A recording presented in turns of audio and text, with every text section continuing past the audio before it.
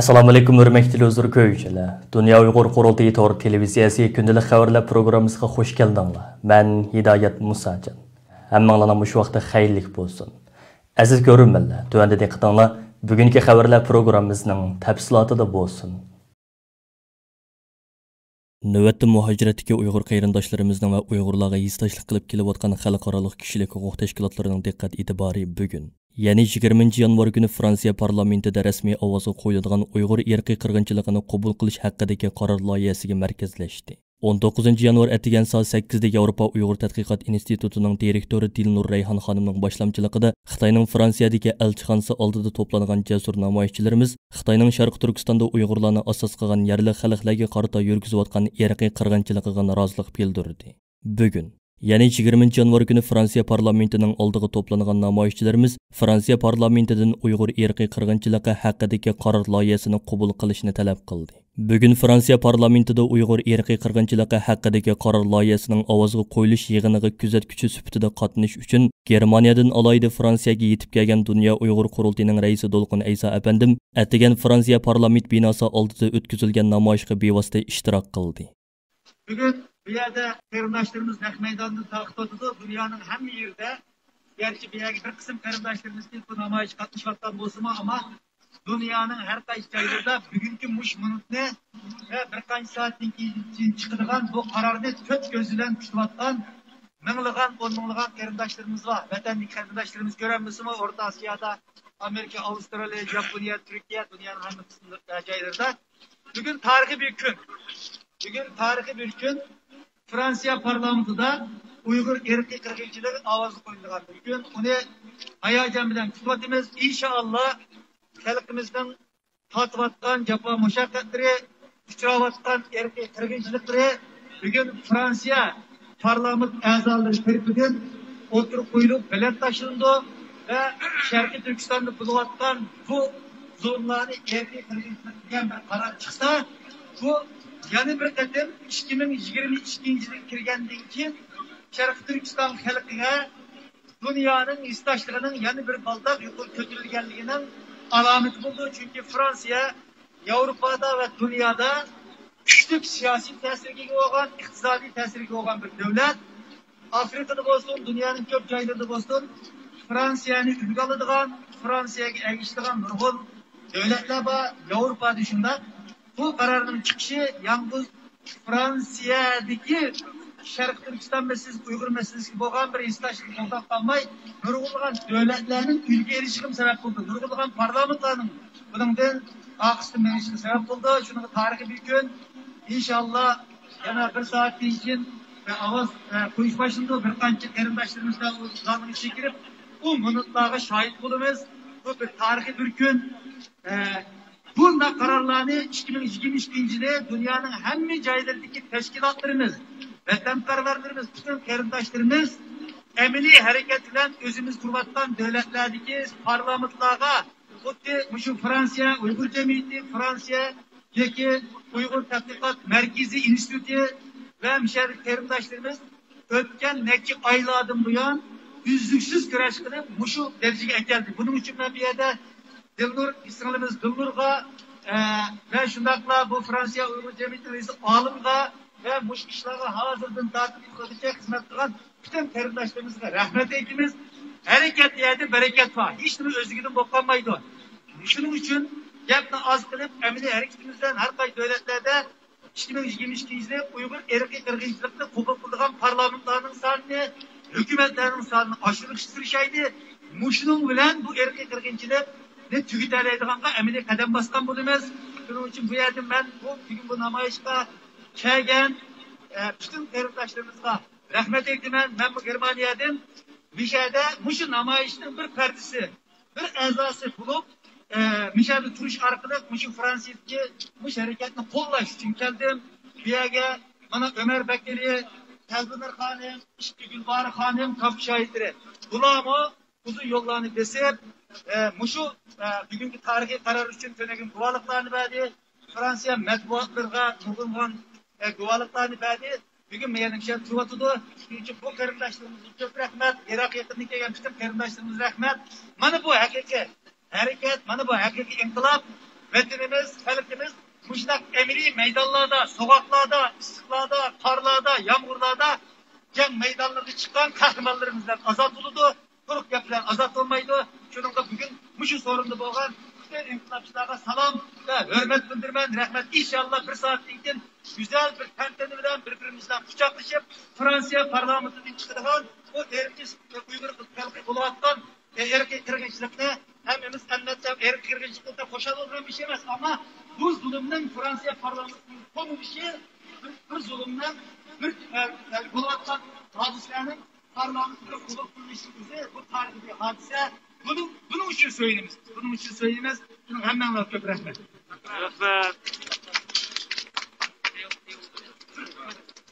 Fransiya Sosyalist Partiyasiga mansub parlament a'zosi Alain David tarafidan hozirlab chiqilgan Xitoyning Sharq Turkistonda Uyg'urlarni asos qilgan xalqlarga qarata yurgizayotgan jinoiy qilmishlarining sepi o'zidan bir irqiy qirg'inchilik ekanligi haqidagi qaror loyihasida Fransiya parlamenti va hukumatidan Uyg'ur irqiy qirg'inchiligini rasmiy yo'sinda e'tirof qilish va Xitoyning Uyg'urlarga yurgizayotgan irqiy qirg'inchiligini to'sib qilish uchun Xitoyga qarshi amaliy tadbir qo'llanish, Uyg'urlarni qo'g'dab qilish uchun maxsus qonunlarni tuzib chiqish talab qilingan.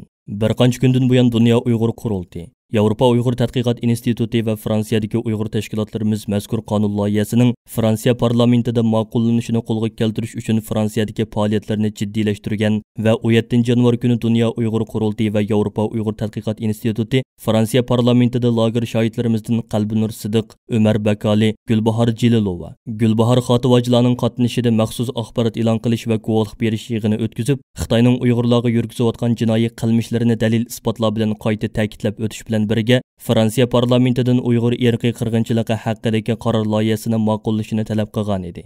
Bugun Fransiya parlamentida Uyg'ur irqiy qirg'inchiligi haqidagi qaror loyihasining ovozga qo'yilish yig'iniga kuzatuvchi sifatida qatnashadigan Dunyo Uyg'ur qurultiyining raisi Dolqin Aysa apandim kechda Fransiyadagi Uyg'ur jamoati bilan Dunyo Uyg'ur qurultiyi haqida ijtimoiy taratqularda o'ttirg'i qo'yilgan ba'zi iddaolar haqida maxsus suhbat yig'ini o'tkazmoqchi.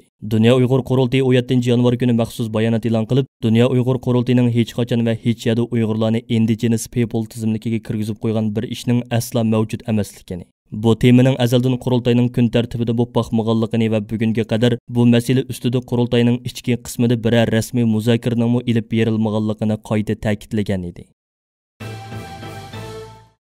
17 yanvar kuni Germaniyadagi dаңliq nashriyotlardan biri bo'lgan Heine Verlag nashriyoti Berlinda axborot e'lon qilish yig'ini o'tkazib, yozuvchi Andrea Hoffman bilan lager shoidi Mehrgul Tursunning hamkorligida yozilgan Barisi kelmas joy nomli kitobni tanishtirgan. German tilida nashrdan chiqqan mazkur kitobning birinchi betiga kitobning bosh qahramoni, hozir Amerikada yashayotgan lager shoidi Mehrgul Tursunning "Dunyo mening og'zimdan Uyg'ur xalqiga ishongusiz jinoyatlarning qanday shakllarda ilib berayotganligini bilishi kerak. Bu mening vazifam. Men bu ishlarga guvohchi bo'lish uchun hayot qoldim.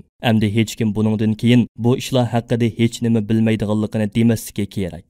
Kitobning bosh qismiga yana qalam davratguchi avtorning bu kitobni o'qib chiqishga jasorat ketadiganligi to'g'risidagi eskartishimi ilova qilingan. Shu kunidagi axborot e'lon qilish yig'iniga kitobning qalam davratguchi avtori Hoffman xonim, nashriyotning tahrirlari va alohida taklif qilingan jurnalistlar qatnashgan. Mehrgul Tursun bu yig'inga tor orqali qatnashgan. Barisi kelmas joy nomli bu kitobda 31 yoshlik Mehrgul Tursunning Xitoy hukumati tarafidan begunoh holda tutib ketilish, turma va lagerlarga qamalish jarayoni hamda o'zi uchirgan va shohid bo'lgan ishongusiz darajadagi echinishlik kashmishlari tasvirlangan. Kitobda Mehrgulning qutulish hikoyalaridan boshqa yana uning o'sib yetilish jarayoni, Uyg'urlarning Xitoydan farqli bir millat ekanligi, Uyg'urlarning o'ziga xos madaniyatlari va ularning orzu-armonlari yoritilgan ekan. Xitoy hukumatining Sharq Turkistonda qurgan jazo lagerlarining sirlari texi echilmagan bir paytda 29 yoshlik Mehrgul Tursun Xitoydagi Misr elchixonasining orilishi bilan 2018-yil martda qo'yib berilgan va shu yili aprelning oxiri Qohiraga kelgan edi. U yana shu yili 9-oyda Amerikaga yetib kelib o'ltiraqlashgan edi. Mehrgul Tursun 2018-yil noyabrda Amerika Davlat Majlisida guvohlik berib, o'ziga o'xshash millionlagan begunoh Uyg'urlarning faqat Uyg'urlik kimligi sabablikla Xitoyning yo'qotish nishoniga aylanayotganligini aytib bergan edi. Mehrgulning har xil tahdidlarga qaramay haqiqatni aytishdagi jasorati nurg'un Amerika siyosiyonlari va axborot sohasini ta'sirlantirgan edi. Mehrgul Tursun bu vaqtda matbuotlarga qilgan so'zida bu kitobning Beijing qishliq olimpik musobaqasi o'tkazilishining oldida nashrdan chiqqanligidan intayin mamnun ekanligini, mazkur kitobning Xitoyga qarshi ovozlarning kuchayishiga turtki bo'lishini umid qiladiganligini aytdi. Buning oldida Mehrgul Tursunning guvohligi to'g'riliq Yaponiyalik kartun yozuvchisi Tomomi xonimning Mening keşmişim. Bir Uyg'ur ayolning guvohligi nomli kartonlik sızma kitobi 2019-yili Yaponiyada nashr qilingan edi. Mehrgul Tursunning lagerdagi qabohatlik keşmişlari yozilgan bu kitob Sayragul Savutbay va Gulbahor Xotivochilar bosh qahramon qilingan kitoblardan keyingi lager shoirlarining guvohligi haqida yozilgan 3-kitob hisoblanadi ekan. Shveysariyaning davlatlik radio televiziya organi bo'lgan CRF'ning 1-kanali 15 yanvar Yulduzlar vaqti programmasida maxsus Uyg'urlarning navbatdagi vaziyatiga beg'ishlab, bir millatning ko'rinmas azob oqibatlari degan temada bir suhbat uyushtirgan. Suhbatga Dunyo Uyg'ur qurultiyi tarkibidagi Shveysariya Uyg'ur jamiyatining raisi Andili Mamatkarim bilan Germaniya Bayreuth universitetining professori Paula Shurodi xonim taklif qilingan. Ahmad Milad apandi suhbatga riyosatchilik qilgan. Bir millatning ko'rinmas azob oqibatlari nomli programmaning izohatida mundaq bayonlarga o'rin bergan. Xitoyning g'arbidagi Xinjiang rayonida 10 milliondan ortiq Uyg'urlar yashaydi. Ular asonliq bir musulmon bo'lish sifati bilan yillardan buyon Xitoy hukumati tarafidan sistemalik kamsitilib, qiyin qistoqlarga ilinib, majburiy amgakka selinib kelmoqda va qayta tarbiyalash lagerlariga solanmoqda. Uyg'urlarning bu qayg'uli kashmishlari sizning e'tiqodingiz uchun nimadan derak beradi? Xitoy hukumati Uyg'urlarga qarshi rahimsiz harakat qo'llanmoqda. Ular davomliq nazorat qilinadi. Diniy va madaniyat kimligidan voz kechishga, kompartiyaning ideologiyasiga bo'ysunishga majbur bo'ladi. Ularning ko'pinchisi qancha yillardan buyon g'oyib bo'lib ketdi. Oilasidagilar ularga ulashanmadi. Uyg'ur mustaqil sud mahkamasi Xitoyning Uyg'urlarga yurgizgan jinoyatlarini irqiy qirg'inchilik bilan aybladi. Beijing bularning kishilik huquq jinoyati ekanligini rad qilib kelmoqda. Uyg'urlar nemishqa Xitoyning bu bostirish siyosatining qurboniga aylanib qoladi? Ularning musulmonlik e'tiqodi buningda qanday rol o'ynaydi? Bu sizning e'tiqodingiz uchun nimadan derak beradi? Bir millatning ko'rinmas azob oqibatlari nomli bu programma aslida Uyg'urlarning diniy e'tiqodining dafsandichiliklarga uchrash ahvolini nuqtaliq suhbat temasi qilishni kun tartibga qo'ygan bo'lsa-mu, amaliyotda suhbat Uyg'urlarning navbatdagi og'ir vaziyatining hamma sohasiga qadar kengayib ketgan. Suhbatga qatnashgan Shveysariya Uyg'ur jamiyatining raisi Andili Mamatkarim apandi bu qarashni ilgari surdi. Uning bildirishicha suhbatga 1949-yili Xitoyning Sharq Turkistonni besib olgandan buyon to'xtovsiz ilib berayotgan irqiy qirg'inchilik jinoyatlari atrofliq o'ttirg'a qo'yilgan. Germaniya Bayreuth universitetining islom dini tadqiqotchisi Professor Paula Shurodi xonim mazkur suhbatda Xitoyning chet ellarga tashviq qilayotgan diniy siyosatining kengriligi to'g'risidagi bayonlarining yolg'onligini hozirga qadar oshkorlangan nurg'unlagan maxfiy hujjatlarning isbotlab berganligini, Xitoyning jazo lagerlariga qamalgan nurg'unlagan Uyg'urlarning amaliyotda Uyg'ur bo'lganligi uchun va diniy e'tiqodi sababli qamalganligini, Xitoyning islomni Uyg'urlarning ruhidan siqib chiqarish, kommunistik ideologiyani zo'rlab tengish uchun tirishchilik ko'rsatayotganligini ta'kidlagan. Bir millatning ko'rinmas azob oqibatlari nomli bir soatlik bu programma 16 yanvardan boshlab Shveysariya, Germaniya, Avstriya qatorliq german tillik millatlar ko'p sonliqni egallagan davlatlarning axborot vositalarida keng tarqalishga boshlagan. 2015-yili Tayland poytaxti Bangkokdagi bir hindi ibodatxonasida yuz bergan portlashning gumondori deb qo'lga ilingan 2 nafar Uyg'ur tutqun 17 yanvar kuni qayta sotga chiqarilgan. Binar xabarlarning bildirishicha Odam Qaratog, Mir Ali Yusuf ismli ikkilan Binar xabarlarining muxbiriga tarjimon orqali Tayland harbiy turmasining ichinishlik sharoitidan shikoyat qilgan. Ular turma doiralarining o'zlarini tuqqanlari bilan aloqalashishga va turma ho'yisiga chiqishiga yo'l qo'ymaganligini, o'zlari musulmon bo'lsa-mu, biroq ba'zi vaqtlarda cho'chqa go'shi berilganligini bildirgan. Sud Janubiy Bangkok jinoiy ishlar mahkamasida ichilgan bo'lib, bu ularning 2 yillik vaqtdan keyin tunji qitim qayta sudga chiqarilishidir. Ma'lum bo'lishicha bu ikkilanning sotining kechikishiga tarjimon masalasi sabab bo'lgan. Ular Xitoy elchixonasi ta'minlagan tarjimonni ishlatishni rad qilgan. Tayland doiralari bo'lsa chet eldagi Uyg'ur tashkilotlarining tarjimon bilan ta'minlash taklifini qabul qilmagan. Ma'lum bo'lishicha Tayland doiralari gumondorlarga Xitoy elchixonasi ta'minlagan tarjimonni qabul qilishdan boshqa tanlashining yo'qligini bildirgan. Taylanddagi xalqni kuchaytirish fondi nomli kishilik huquq tashkiloti bu ahvolni tanqid qilgan. Bu tashkilotning direktori Chalida Tajarunsu Xitoy ta'minlagan tarjimon bu deloning adil sotlanishiga ta'sir qilishidan andisha qiladiganligini bildirgan.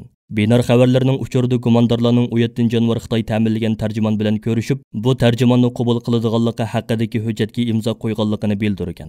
Xabarda aytilishicha, kelar qitimliq sud 2022-yili 1-noyabr kuni ochiladi ekan va shohidlarning guvohligini anglaydi ekan.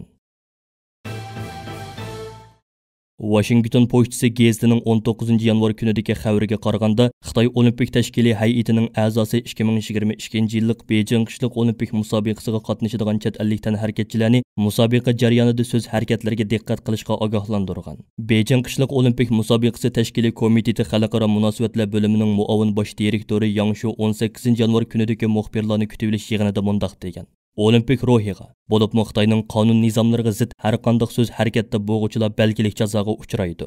Ma'lum bo'lishicha, Xalqaro Olimpik komiteti nizomnomasining 50-moddasida olimpik maydonlarda namoyish qilish, siyosiy, diniy yoki irqiy tashviqot qilish cheklangan ekan. Kuzatuvchilar Xitoyning olimpik musobaqasiga munosabatli cheklamalari Xalqaro Olimpik komitetining qoidalaridan xalqib ketgan deb qaragan. Ular yana Yang Shuning so'zlari fikr erkinligining Xitoyda har qanday bir davlatga qaraganda texmo ko'p cheklamaga uchraydiganligini ko'rsatmoqda deb qaragan.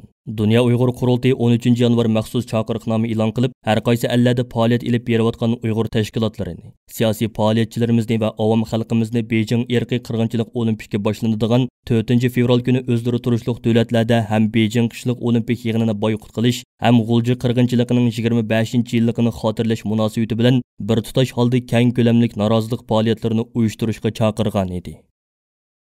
Hurmatli ko'ruvchilar, yuqorida Dunyo Uyg'ur qurultiyi to'g'ri televiziyasi kundalik xabarlar programmasini diqqatingizga sundiq. Keyin qitimliq programmamizni ko'rishaylik. Ko'rishga omon bo'lgaysizlar.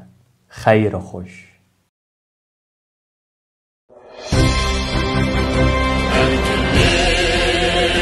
Yolda sudek aktı bizning qinimiz.